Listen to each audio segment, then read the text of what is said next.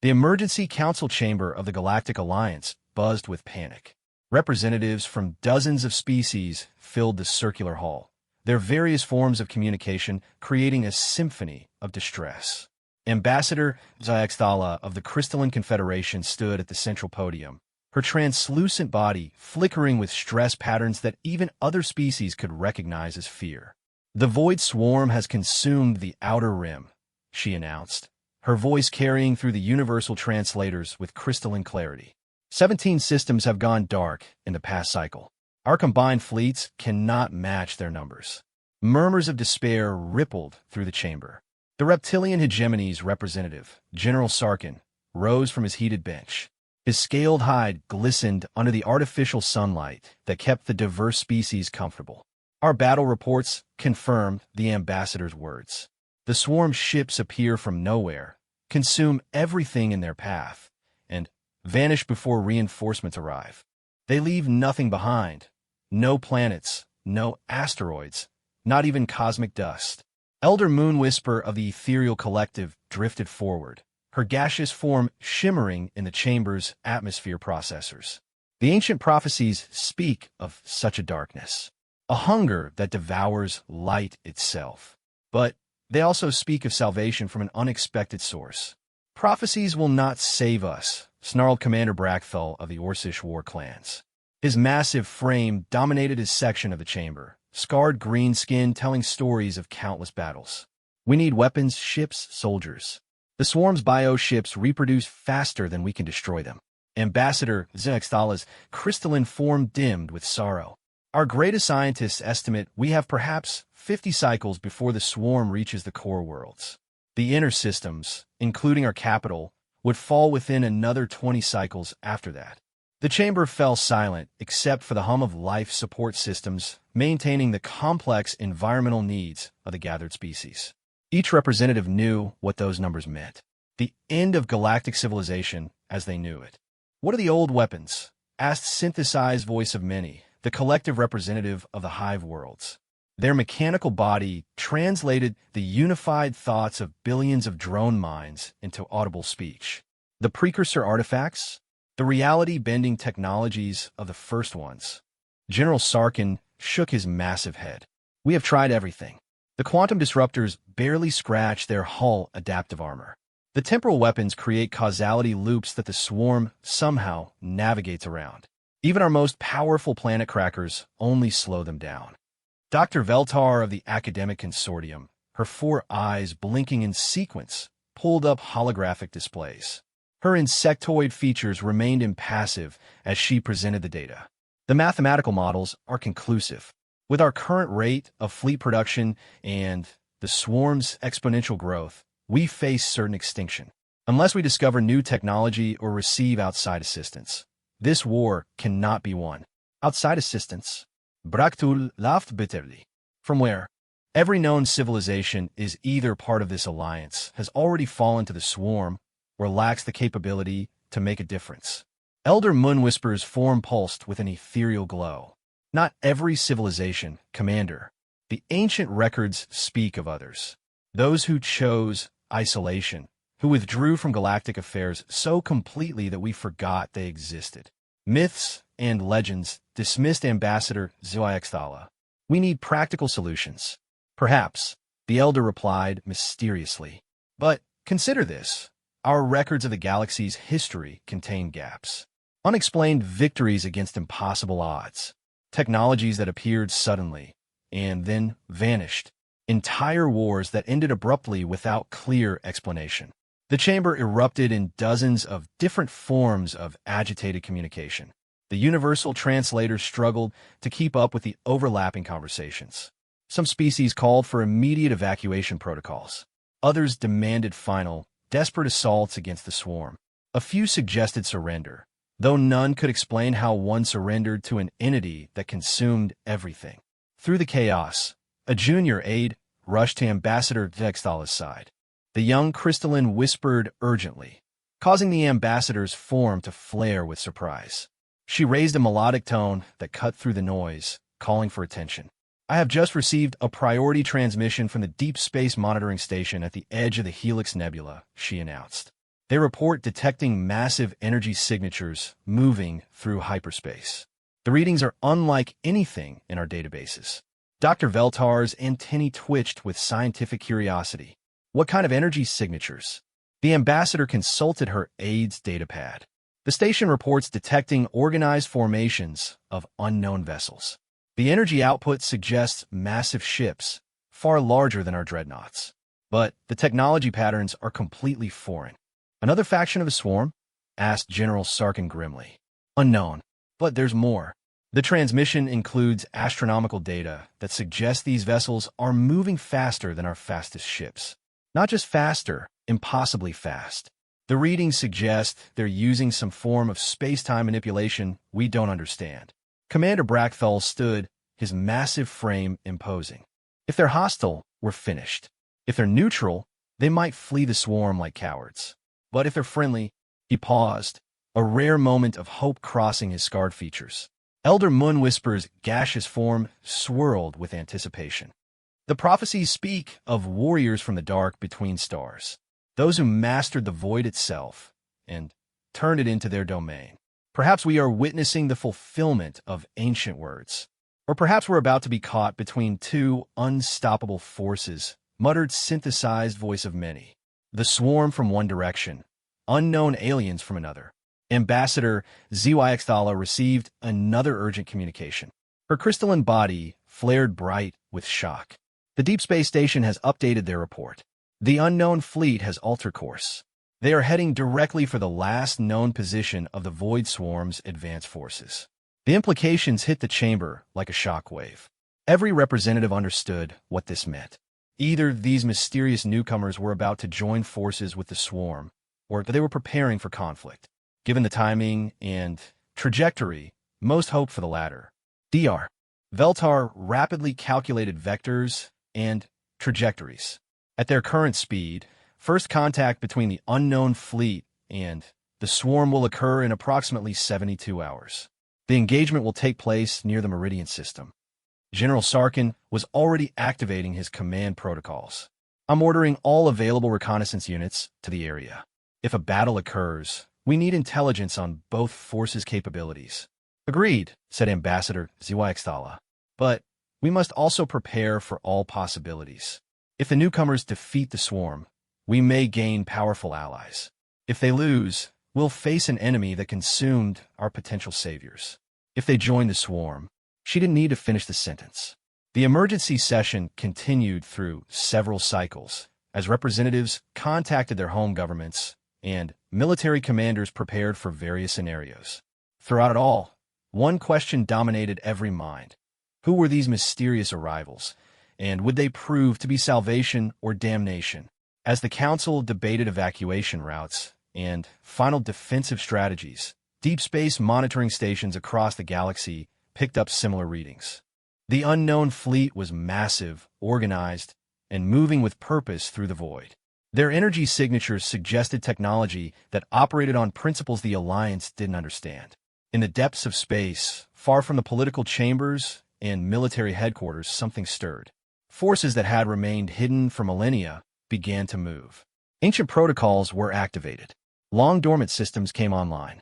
And, somewhere in the dark between stars, a species that had chosen isolation over galactic involvement prepared to emerge from the shadows. The Void Swarm had consumed worlds and civilizations for longer than most species had existed. They were entropy given form, hunger personified, the end of all things made manifest. They had never encountered resistance they couldn't overwhelm or consume. Their advance seemed unstoppable, but they had never encountered humanity. Hidden in the spaces between spaces, using technologies that bent reality itself, the human fleet moved through the void like ghosts given form. They had been watching the galaxy from afar, content to remain unknown. But the swarm threatened more than just alien civilizations. It threatened the concept of life itself. The debate in the Alliance chamber continued, but the real decisions were being made in the dark. Orders were transmitted through quantum channels that existed outside normal space-time. Ancient weapons were brought online. Crews that had trained for centuries prepared for their first real engagement. Humanity was about to remind the galaxy why some species chose to remain legends rather than reveal themselves. The Void Swarm had faced countless civilizations and emerged victorious from every encounter. They were about to learn the difference between facing civilized galactic powers and facing apex predators who had turned war itself into an art form. The clock was counting down to first contact, and the fate of the galaxy hung in the balance. Captain Rexali of the Galactic Alliance reconnaissance ship Nebula Whisper had seen many strange things during her career, but nothing had prepared her for this moment.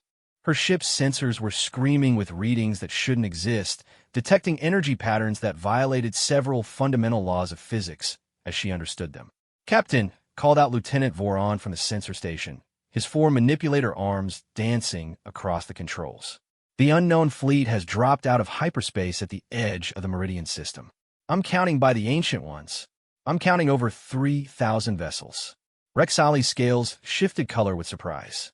Her species, the Aquatic Federation's dolphin-like cetaceans, communicated partially through chromatic changes. Right now, she was broadcasting pure amazement. 3,000? That's larger than our entire combined fleet.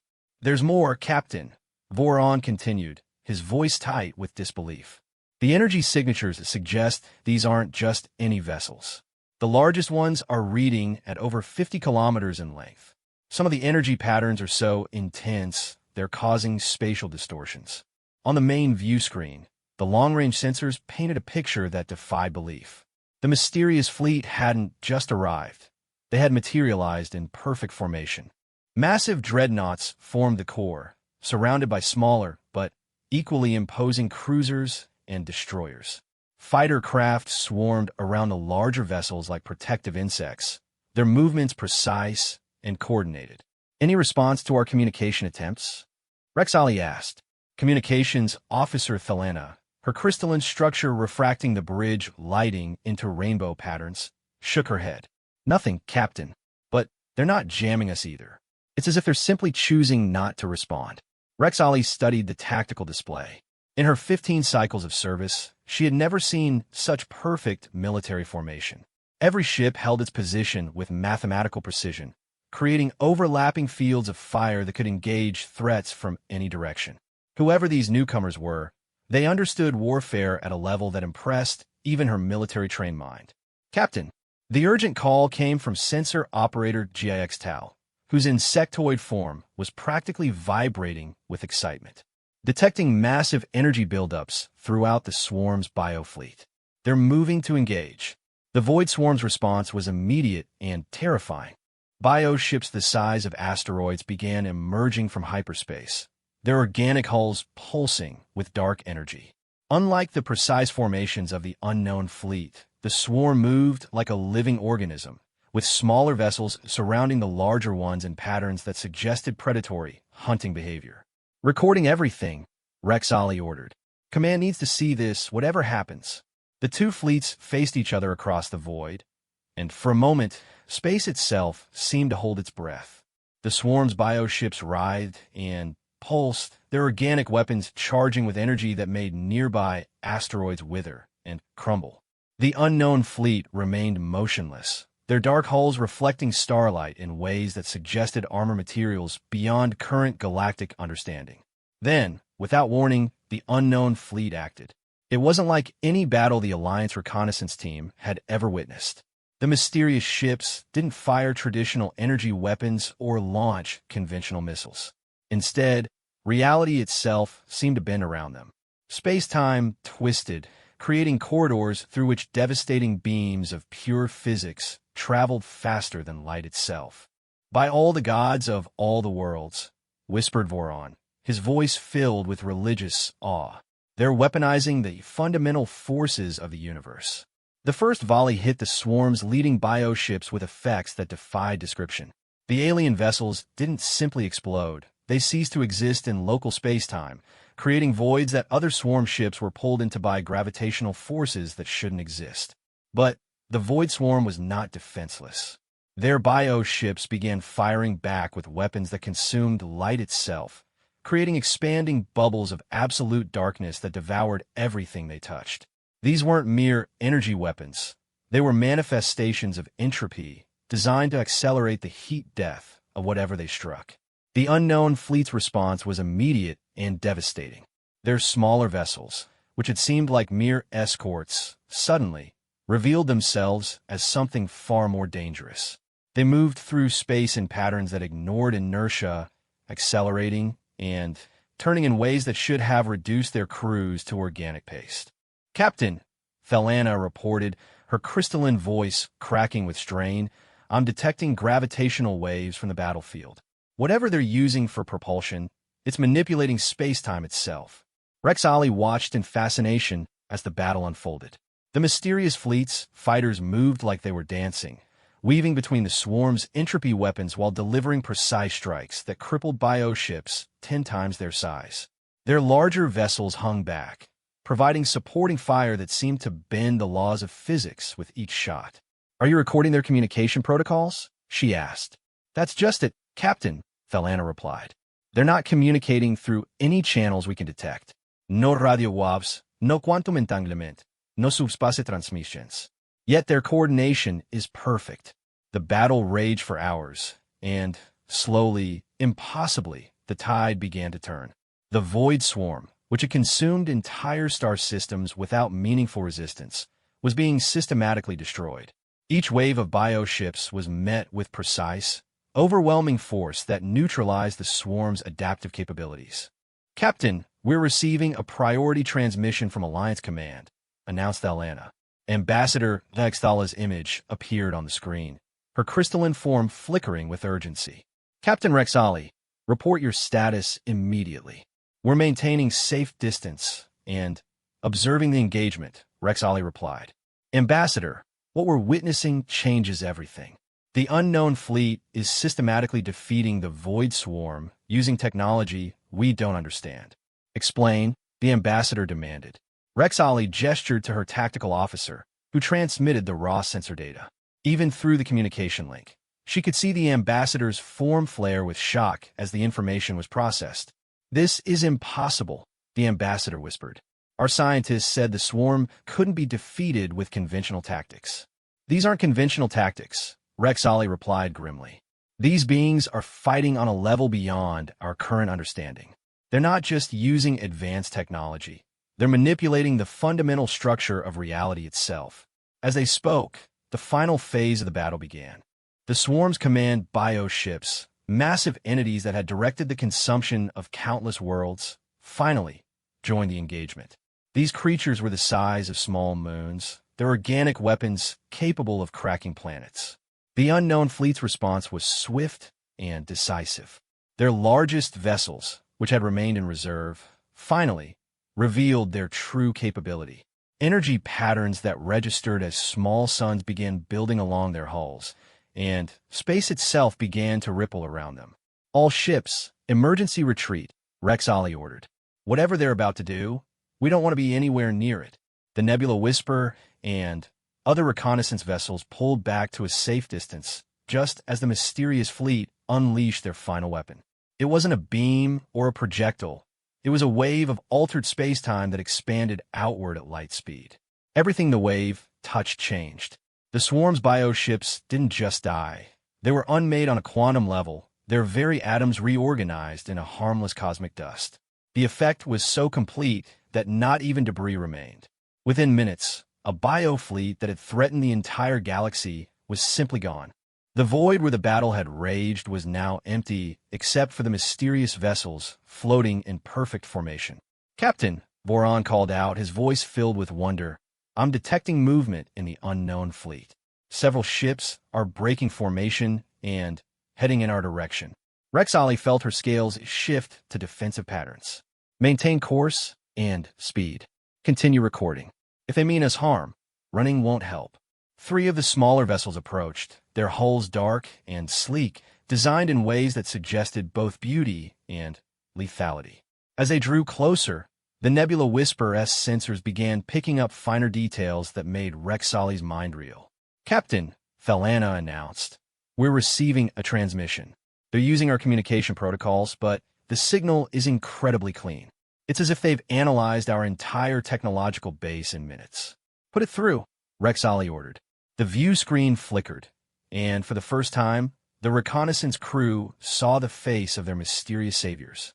The being on screen appeared roughly humanoid, but with features that suggested both familiarity and strangeness. Bipedal, symmetrical, with forward-facing eyes that suggested a predatory evolution. But there was something in those eyes, an intelligence that seemed ancient and patient.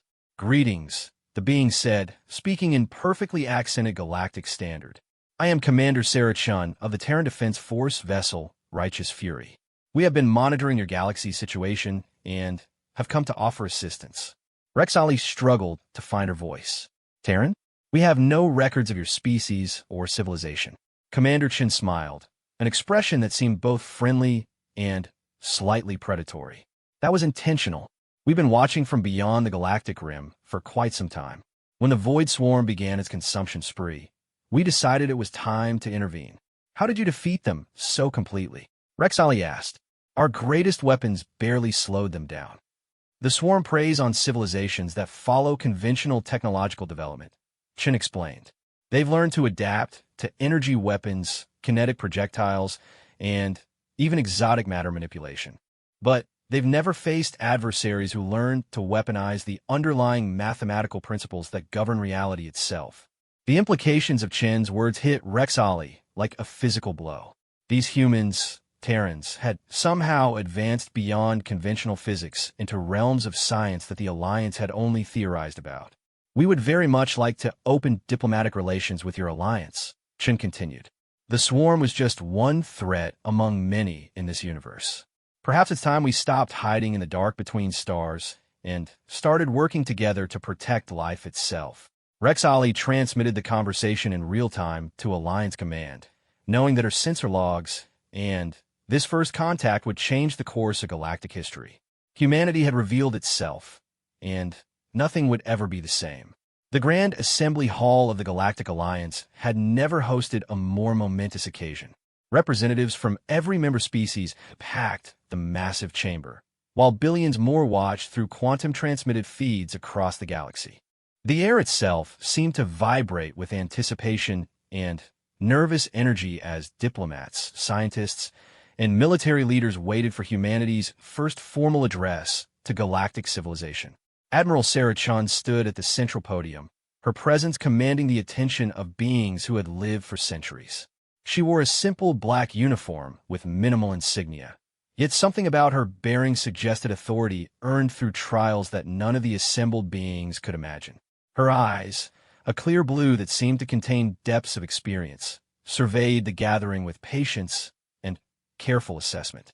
Behind her, holographic displays showed tactical readouts from the recent battle, sensor analyses of human technology, and demographic data that had left Alliance xenobiologists speechless. The humans had revealed themselves to be not just technologically advanced, but numerous beyond anything the Alliance had imagined. Ambassador Zoyaxthala, acting as the Assembly's primary representative, rose from her crystalline seat. Her form flickered with patterns that indicated formal ceremony, mixed with barely contained curiosity. "Admiral Chun, on behalf of the Galactic Alliance, we welcome you and your people to this gathering. Your intervention against the Void Swarm has saved countless lives across dozens of systems." Admiral Chun nodded respectfully. "Thank you, Ambassador. Though I should clarify that I'm speaking for only a small portion of humanity today. The Terran Defense Force represents one branch of human civilization, specifically those who chose to dedicate themselves to protecting others from existential threats." A murmur rippled through the assembly. General Sarkin of the reptilian hegemony leaned forward, his massive form casting shadows across his section of the chamber. "You speak as if there are multiple human civilizations." "Indeed," Chen replied calmly. "Humanity expanded into the void long ago and diversified into numerous societies, each adapted to different challenges and environments. Some focused on pure scientific research, others on exploration, still others on philosophy and art. The TDF chose to specialize in the protection of life itself." Dr. Veltar, the academic consortium's compound eyes focused intently on the Admiral. "Your technology suggests mastery over fundamental forces that our greatest theorists believed impossible to weaponize. How did your species achieve such advancement? Chen smiled slightly, an expression that seemed both warm and mysterious. Necessity and perspective, Doctor. Humanity learned early that the universe contains threats that cannot be defeated by conventional means. We were forced to think beyond traditional limitations. She gestured to the holographic displays, which shifted to show images of space that looked wrong somehow. Regions where stars bent in impossible directions and, with the background radiation of the universe itself, seemed to form geometric patterns. We discovered that reality is more malleable than most species assume, Chen continued. What you call the laws of physics are more like guidelines that can be negotiated with if you understand the underlying mathematics. The void swarm operated by consuming energy and matter, but they never learned to defend against attacks that target the mathematical constants that define existence itself. Commander Brackfell of the Orcish war clans stood abruptly, his scarred features displaying the aggression that had made his people feared across the galaxy. Enough philosophy. We need to know if humanity threatens the Alliance. Your power could easily be turned against us. The chamber fell silent. This was the question every representative wanted answered, but few had the courage to ask directly. Chen's response would determine whether humanity became the Alliance's greatest ally or most dangerous enemy. A fair question, Chen acknowledged. Let me be clear about humanity's position. We have observed galactic civilization for millennia without interfering because we believed in the right of species to develop independently. We only act when faced with threats that target life itself. Entities like the Void Swarm that seek to end existence rather than simply compete for resources. Elder Moon Whisper of the Ethereal Collective drifted closer, her gaseous form pulsing with curiosity. You speak of observations spanning millennia. How long has humanity been watching us? Chun consulted a device on her wrist that seemed to bend light around itself. Our records indicate first contact with galactic civilization approximately 12,000 years ago. We've been watching the rise and fall of empires, the development of interstellar travel, and the gradual formation of the Alliance. The implications sent shockwaves through the assembly. 12,000 years meant humanity had been present during the First Empire, the dark age of warlords, the great synthesis that led to the current alliance. They had watched it all from shadows. But why remain hidden? Asked synthesized voice of many, the collective consciousness of the hive worlds. Your technology could have prevented countless wars and disasters. Because interference breeds dependence, Chen replied firmly. Look at your own development. Every challenge you faced, every crisis you overcame, made you stronger and more capable. If humanity had revealed ourselves earlier, the Alliance might never have learned to work together. You might never have developed the diplomatic and social structures that make you capable of handling galaxy-scale cooperation. Ambassador Zuwayaxthala's form brightened with understanding. You were testing us. Not testing, Chun corrected. Watching, waiting for you to reach a level of development where contact would be beneficial rather than destructive. The crisis with the Void Swarm simply accelerated our timeline. Dr. Veltar activated her recording equipment, her scientific instincts overriding diplomatic protocol. Admiral, our sensor readings from your fleet suggest technology that operates outside conventional physics. Could you explain how this is possible? Chen paused, clearly considering how much to reveal. Doctor, your species understands that reality operates according to mathematical principles. What most civilizations don't realize is that these principles can be modified locally by systems that interact with the underlying quantum foam of spacetime itself. She gestured again, and the holographic display showed a simplified representation of spacetime as a flexible grid. Imagine reality as a vast computational system. Most species learn to work within its parameters, using energy and matter according to established rules. Humanity learned to access the source code and make temporary modifications. The explanation sent several species into frenzied consultation with their scientific advisors. The concept of modifying physical laws locally was so far beyond current alliance understanding that some representatives struggled to comprehend the implications. General Sarkin's reptilian features showed deep concern. If you can modify reality itself, what prevents you from simply rewriting the galaxy to suit your preferences. Ethics and wisdom, Chen replied without hesitation. Power without restraint leads to stagnation and eventual destruction. We've seen civilizations destroy themselves by trying to reshape reality without understanding the consequences. Humanity learned those lessons the hard way. What lessons? Pressed Commander Brackthal. Chen's expression grew distant, as if remembering something painful. We nearly destroyed ourselves several times during our early development. Wars that reshaped continents, experiments that almost unraveled local space-time, attempts to achieve godlike power that resulted in the loss of entire star systems. We learned that true strength comes not from unlimited power, but from knowing when and how to use the power you have. The chamber digested this revelation. Humanity had not simply achieved advanced technology. They had survived their own capability to destroy themselves and emerged with wisdom to match their power. Elder Moonwhisper spoke in tones that resonated through multiple dimensions. The ancient prophecies spoke of those who walked through fire and emerged as light. Perhaps they referred to humanity's trials. Perhaps, Chen acknowledged. But, prophecies aside, we're here now because the galaxy faces threats that require cooperation between all life-bearing species. The Void Swarm was only the beginning. This statement caused an uproar throughout the chamber. Representatives demanded explanations while military leaders began calculating resources and defensive strategies. Chen waited for the noise to subside before continuing.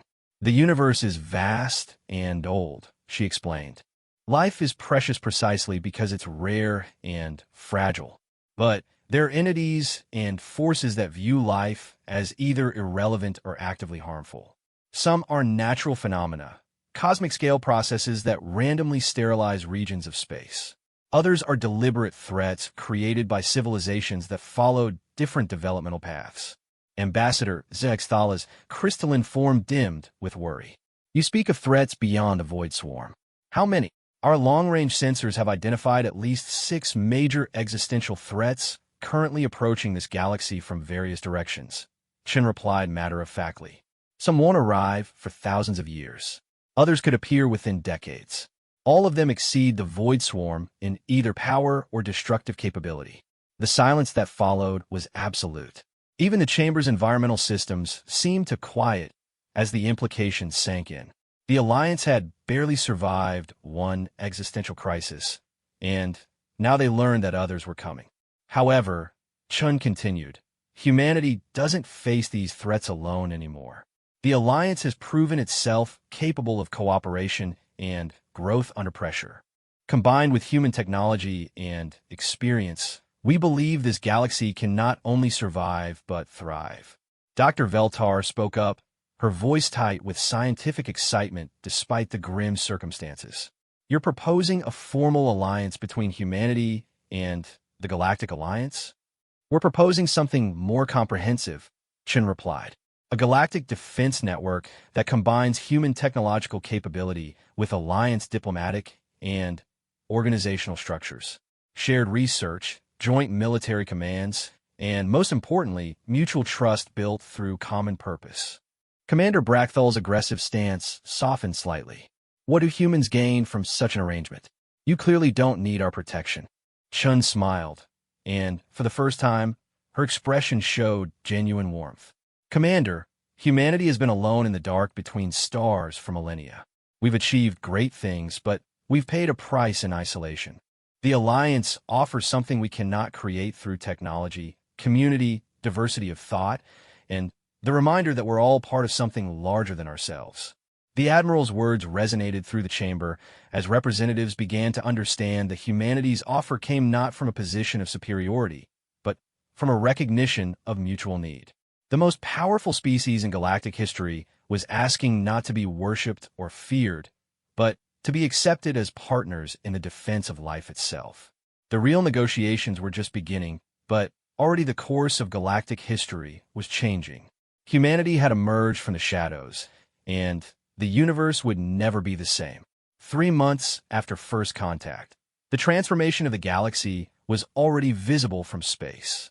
Joint construction projects dotted the void between star systems as human engineering teams worked alongside Alliance specialists to create defensive installations that defied conventional understanding. The Meridian system, site of humanity's first revealed battle against the Void Swarm, had become the hub of the most ambitious undertaking in galactic history.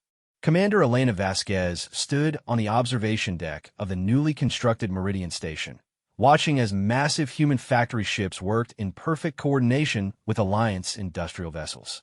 The resulting hybrid technology was producing defensive platforms that incorporated the best of both civilizations.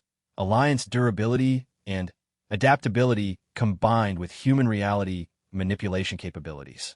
The quantum resonance arrays are coming online ahead of schedule, reported Lieutenant Commander Zhang Wei, his voice carrying the satisfaction of an engineer watching impossible dreams become reality. Integration with Alliance power systems exceeded all projections. Elena nodded, but her attention was focused on something else entirely. Through the transparent aluminum viewports, she could see representatives from dozens of species working side by side with human technicians. 3 months ago, most of these beings had never heard of humanity. Now, they were collaborating on technologies that would reshape the nature of galactic defense.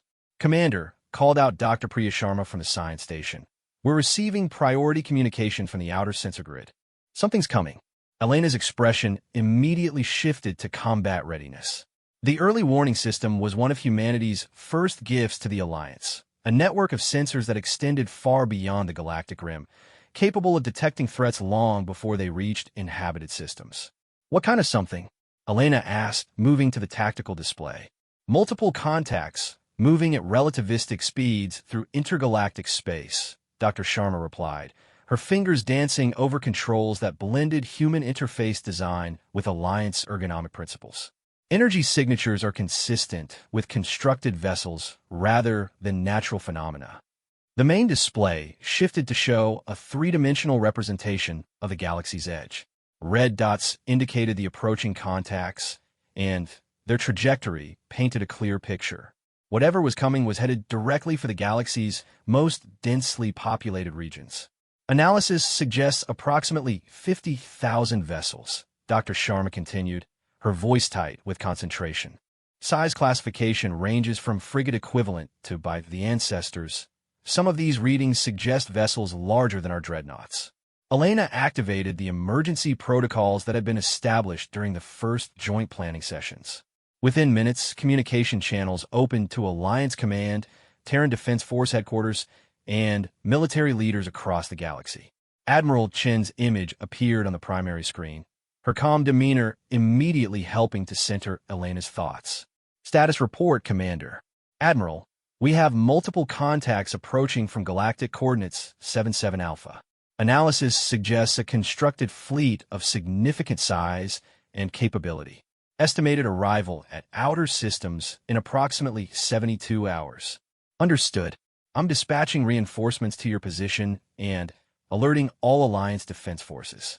Chun paused, consulting data streams that appeared in holographic displays around her. Commander, this could be our first test of the integrated defense network. Are the joint systems operational? Quantum resonance arrays are at 93% efficiency, Elena reported. Hybrid weapon systems are online and calibrated.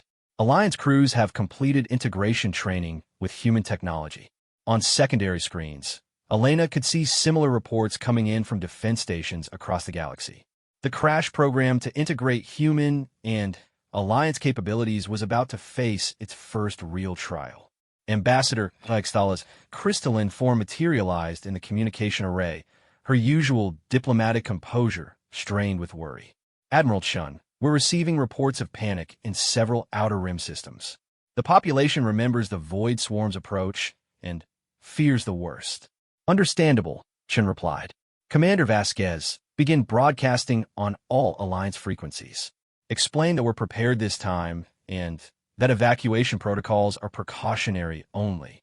Elena activated the general broadcast system, speaking in the measured tones she'd learned during diplomatic training. Citizens of the Alliance, this is Commander Vasquez of Meridian Station. We are tracking an unknown fleet approaching our galaxy. Unlike the Void Swarm crisis, we are prepared and confident in our defensive capabilities. Evacuation protocols are being implemented as a precautionary measure only." As she spoke, Elena watched the tactical displays update with new information.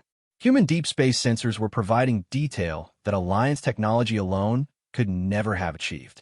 The approaching fleet was massive, but its organization suggested purpose rather than predatory hunger.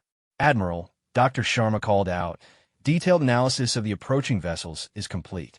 These ships show clear evidence of multiple technological traditions integrated into unified designs. This isn't a single-species fleet, it's a coalition." Chen's expression sharpened with interest. "Explain." "Some vessels show crystalline construction similar to the Confederation's techniques, but enhanced beyond anything we've seen. Others display biointegration that suggests organic engineering, but far more sophisticated than the swarm's consumption-based approach." "And, Admiral," Dr. Sharma paused, her voice filled with wonder, "some of these ships show signs of reality manipulation technology similar to our own." The implications hit Elena like a physical blow. If the approaching fleet included species that had independently developed reality-shaping capabilities, the coming confrontation could reshape local space-time itself. "Commander," Admiral Chen said, "I want you to prepare a first contact package. If these beings are capable of rational communication, we need to attempt dialogue before any hostile actions occur." "Understood, Admiral. What about military preparations?" "Continue with full defensive readiness, but keep weapons powered down unless directly threatened. If these beings have reality manipulation technology, starting a fight could have consequences none of U.S. can predict." Over the next 60 hours, the galaxy transformed into a coordinated defensive network unlike anything in recorded history. Human ships took positions that allowed their reality-shaping weapons to create protective barriers around key systems, while Alliance vessels formed flexible response forces capable of rapid deployment to threatened areas. The integration wasn't perfect. Cultural misunderstandings led to communication delays, and some Alliance species struggled with human technology that operated according to principles their sciences barely recognized. But somehow it worked. Thousands of years of Alliance diplomatic experience combined with human technological capability to create a unified response. Elena found herself working directly with Alliance officers whose species she'd only read about in xenobiological texts. Commander Thractal of the Silicon Collective brought computational processing power that enhanced human sensor arrays beyond their original specifications. Captain Mordun of the Aquatic Federation provided tactical insights that improved the defensive formations. The approaching fleet maintained course and speed, showing no signs of deceleration as they entered the galaxy's outer regions. Long-range sensors revealed details that both impressed and worried the defenders. "Admiral," Elena reported during the final briefing before contact, "the approaching fleet has begun transmitting on multiple frequencies." Dr. Sharma's team is working to decode the signals, but preliminary analysis suggests mathematical concepts rather than linguistic communication. "Mathematical?" Chen asked. "Prime numbers, geometric progressions, basic physical constants," Dr. Sharma explained. "It appears to be an attempt at universal communication based on mathematical principles that any technological civilization would recognize." Admiral Chen made a decision that would echo through galactic history. "Open a response channel. Transmit our own mathematical sequence, the Fibonacci sequence followed by pi to 50 decimal places.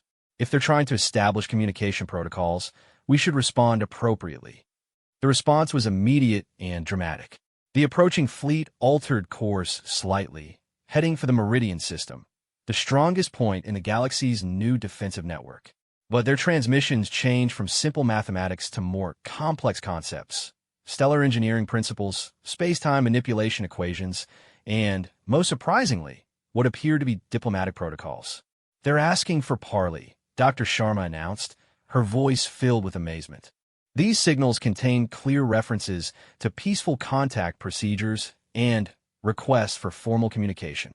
Elena felt a mixture of relief and apprehension. The approaching fleet wasn't immediately hostile, but their capabilities remained unknown. "Admiral," Should we proceed with contact protocols? Yes, but maintain full defensive readiness. Commander, you'll be our primary contact point. Dr. Sharma, continue analysis of their communications. I want to understand their technological capabilities before we commit to extended dialogue. As the unknown fleet entered the galaxy's outer systems, Elena prepared for what might be the most important first contact in galactic history. The approaching beings had technology that rivaled humanity's and alliance organization that suggested long experience with diplomatic cooperation.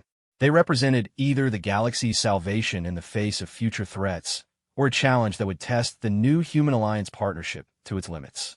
The next few hours would determine whether the galaxy gained powerful allies or faced a new enemy that could reshape the balance of power throughout known space. Elena watched as the approaching fleet assumed formal diplomatic formations, their massive vessels arranged in patterns that clearly indicated peaceful intentions while demonstrating overwhelming military capability.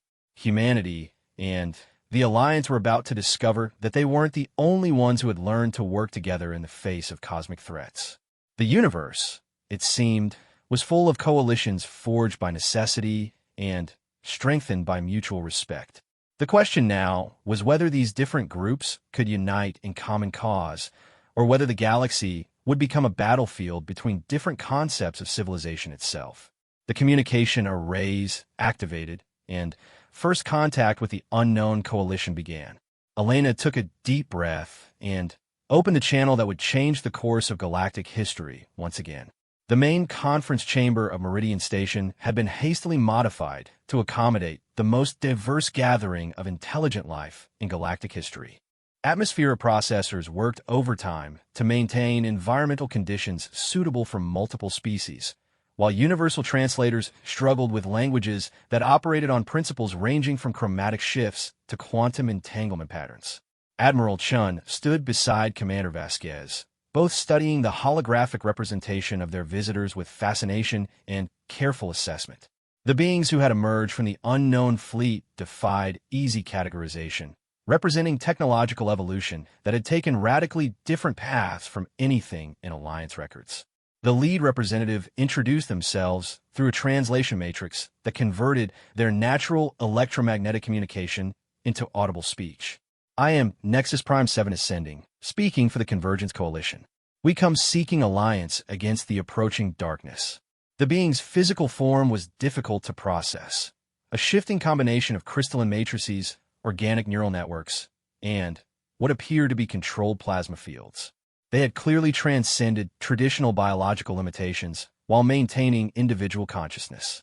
Admiral Chun of the Terran Defense Force and the Galactic Alliance welcomes you, Chun replied formally. Your fleet's approach caused considerable concern until your peaceful intentions became clear. Nexus Prime's form shimmered in what Elena had learned to recognize as acknowledgement. Understandable. Our appearance often provokes defensive responses from civilizations that have not encountered post-biological entities. Ambassador Zayexthala stepped forward, her crystalline form reflecting the chamber's lighting in complex patterns.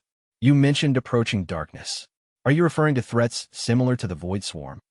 Far worse, replied another coalition representative, this one appearing as a sphere of contained dark matter that somehow maintained coherence despite violating several known laws of physics. I am designated Memory Keeper of the Infinite Dark. The swarm was merely a harvesting operation. The true threat approaches from beyond the visible universe. The chamber fell silent as the implications sank in. Elena felt her blood chill as she realized that humanity's warnings about future threats had been conservative. Whatever was coming made the Void Swarm look like a minor inconvenience. Dr. Sharma activated the scientific sensors, recording everything for later analysis. Memory Keeper, could you elaborate on the nature of this threat? The dark matter entity pulsed in patterns that the translators struggled to interpret. Your species understand entropy, the tendency of organized systems to decay into chaos. Imagine entropy given consciousness and purpose.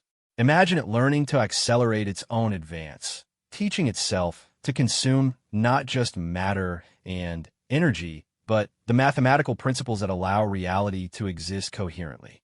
General Sarkin, his reptilian features showing uncharacteristic fear, leaned forward. You're describing something that attacks the foundations of existence itself. Precisely, confirmed Nexus Prime. We call it the unraveling. It originates from regions where previous universes collapsed into quantum foam, and it seeks to extend that collapse across all of local space-time. Your alliance's victory over the Void Swarm was noted by entities across multiple galaxies. The Convergence Coalition was formed specifically to locate and ally with civilizations capable of such resistance. Elena exchanged glances with Admiral Chun, understanding passing between them. Humanity's decision to reveal themselves had attracted attention from forces they never suspected existed. How many civilizations are part of your coalition? Asked Commander Brackthal, his warrior instincts clearly adapting to threats beyond physical combat. A third coalition representative materialized, a being of pure, organized energy that existed as complex wave patterns held together by principles Elena's training hadn't covered. I represent the Transcendent Collective. The coalition currently includes 47 distinct civilization clusters, spanning 12 galaxies. Each has faced existential threats and survived through adaptation and cooperation. Ambassador Zoexdala's form brightened with diplomatic excitement. This represents the largest alliance of intelligent species ever documented. What are your requirements for membership? Demonstration of capability against extinction-level threats and willingness to defend life itself, Nexus Prime replied. Your combined victory over the Void Swarm, achieved through unprecedented cooperation between two distinct civilization types, qualifies you admirably. Admiral Chun stepped forward, her military bearing commanding attention despite being surrounded by beings whose technology exceeded human capabilities. What exactly are we facing with this unraveling? Can it be fought with conventional means? Memory Keeper's dark matter form shifted in patterns that suggested deep concern. The unraveling cannot be fought, only redirected or delayed. It exists as a fundamental process rather than a discrete entity. Imagine trying to fight entropy itself, and you approach the scale of the challenge. Then, how do we survive it? Elena asked. The coalition representatives exchanged communications through channels that existed outside normal space-time. Finally, Nexus Prime responded. Survival requires fundamental changes to how we understand and interact with reality. The unraveling exploits the normal relationship between consciousness and physical law. To resist it, we must transcend those relationships. Dr. Sharma's scientific excitement overcame diplomatic protocol. You're talking about evolutionary transcendence on a civilization-wide scale, converting biological species into post-physical entities capable of existing independently of local reality frameworks.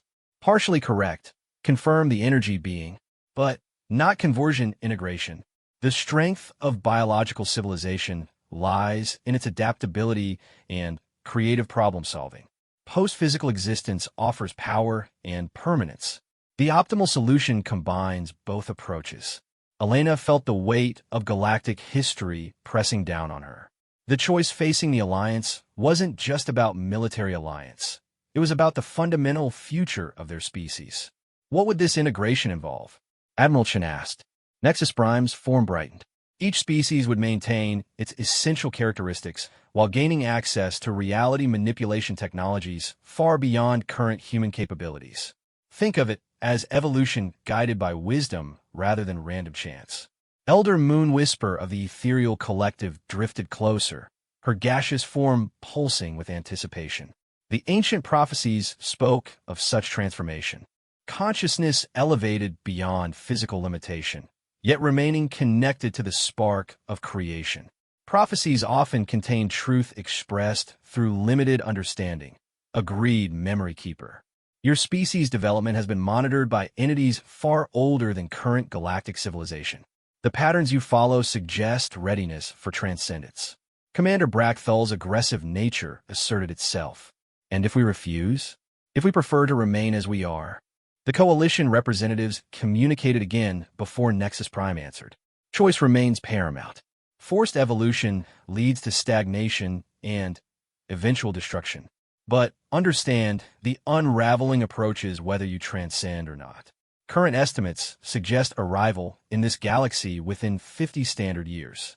The chamber erupted in worried communications as representatives realized the timeline they faced.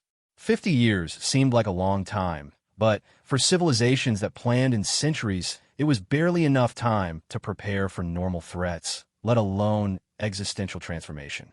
However, continued the energy being, integration with the coalition provides access to technologies and knowledge that could significantly improve your survival chances even without transcendence. Admiral Chun made a command decision.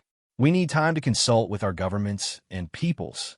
This choice affects every living being in the Alliance and humanity alike. Understood, Nexus Prime replied. We will establish a permanent embassy in this system to facilitate ongoing dialogue. Consider this an opportunity rather than pressure. The coalition exists to preserve and protect life in all its forms. As the formal session concluded, Elena found herself face-to-face with beings whose existence challenged everything she thought she knew about the universe. The coalition representatives weren't conquerors or judges. They were survivors offering hard-won wisdom to those facing similar trials. Over the following weeks, exchanges of information began transforming both the Alliance and humanity's understanding of their place in the universe. Coalition knowledge revealed technologies that made human reality manipulation look primitive, while Alliance diplomatic traditions and human adaptability impressed beings who had forgotten what biological innovation looked like. The integration wasn't just technological, it was philosophical. Alliance species began experimenting with consciousness expansion techniques that the Coalition had perfected over eons, while Coalition members studied biological creativity and emotional range they had lost in their transcendence. Elena watched from Meridian Station as the greatest transformation in galactic history began. Ships from 47 different civilization clusters worked alongside Alliance and human vessels, sharing knowledge that would reshape the fundamental nature of existence in their galaxy. The unraveling was coming, an entropy storm that would test the very foundations of reality. But for the first time since learning of the threat, Elena felt hope. The galaxy was no longer isolated. Across the universe, intelligence had found ways to survive and thrive even in the face of cosmic dissolution. Humanity had emerged from the shadows to save the galaxy from the Void Swarm. The Alliance had proven capable of growth and adaptation under pressure. Now, as part of the largest coalition in cosmic history, they faced their ultimate test. The next 50 years would determine whether life could truly transcend its limitations or whether the universe would fall to the force that sought to unravel existence itself. But whatever came, they would face it together, biological and post-biological, ancient and young, united in the determination to preserve the spark of consciousness that made the universe worth saving. The legendary human fleet had become something greater than legend. It had become the foundation for a new kind of civilization, one that refused to accept extinction as inevitable and chose to fight for existence itself on levels that previous generations could never have imagined. The real war was just beginning, but the galaxy was ready.